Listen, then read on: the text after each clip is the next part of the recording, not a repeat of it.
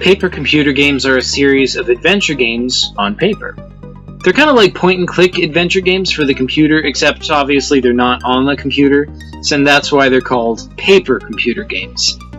We created them as kids because, at the time, we couldn't make actual computer games for each other, but we quickly discovered they have their own unique kind of fun that isn't really matched, at least not in the same way, by computer point-and-clicks. The main difference is that instead of playing with a computer, you're playing with a person. That gives you a lot more freedom because it means you can try doing anything, not just the options the computer has pre-programmed in. This also means that when you talk to another character in the game, they feel like a real person. You can say anything to them. This is basically the role-playing aspect from Dungeons & Dragons that people find so rewarding, but unlike D&D, PCGs have no die rolling, almost no rules, and they usually work with only 2 players, where like a D&D party is usually 4 or more people. They're also more focused on puzzles and exploring visual environments than D&D. Here's how it works. Okay, so a PCG consists of illustrated pages or screens. In each screen, there's usually the player's character, some things to interact with, maybe some items to pick up, and some sort of challenge or puzzle to solve. To play the game, you need 2 people. One is called the PCG Master, and the other is simply the player. The player is the one going on the adventure. He or she says what he's going to try to do. Like, let's say there's a lever. The player can say, okay, I'll pull the lever. But wait. How does he know what happens as a result?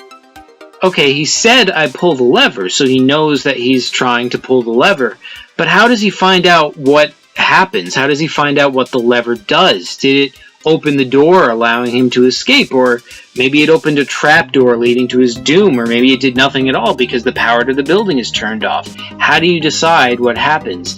That's where the PCG Master comes in. The PCG Master tells them what happened. He or she is basically God in the game world.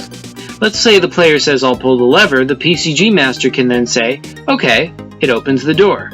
She's always the one who decides what happens. The PCG Master always knows what every lever and everything else in the game does, either because she has a script, or as in many cases, she's also the one who created the game, and so she knows what everything did. So let's say the player dies in the game. What then? Well, the rule is that the player can say save game, and he'll go back to right before he died. This is pretty merciful, since other games can make you start over from an earlier point if you die. So, some PCGs tinker with this rule. For example, they might add a penalty for using save game too many times. In the Soul Symphony games, for example, every time you save game, you grow a year older. Other games have added other penalties. Some games just try to balance out the mercy of the save game feature by making the puzzles more challenging. That works pretty well. Some games just decide to remove it altogether. There's a lot of latitude in these games. Save game can also be used even when the player's not dead. Like, let's say, for example, he's playing as an undercover spy, and he carelessly blurts out the identity of one of his allies.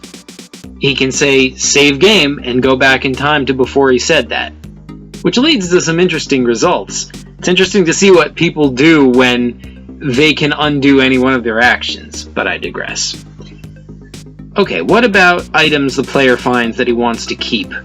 When he picks up an item, they draw it in his inventory screen, which is basically a blank sheet of paper. We usually put the letter E on top by tradition, but some games just write inventory, or even they just use a blank sheet of paper. It really doesn't matter. It's just an easy way to keep track of the items he's picked up throughout the game. PCGs can be about anything. They can be sci-fi, fantasy, mystery, whatever. They're really versatile, so there's no real limit to what you can do with them.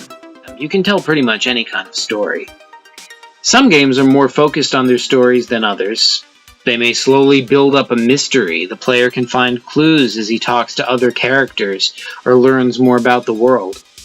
Other games are little more than a series of puzzles. The games are also connected together in a comic book style universe. This means characters from one game will often show up in another game and interact. But that doesn't mean every story has to connect to the larger narrative. Some creators make games that are their own thing.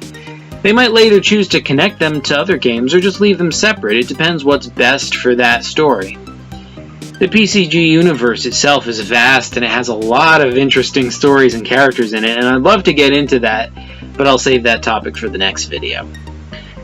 So that's what paper computer games are. If you want to try one out for yourself, we have some games available that you can print out and play. They're free, and they come with easy-to-use scripts that you can easily understand what everything does without really doing any reading or preparation, basically at all.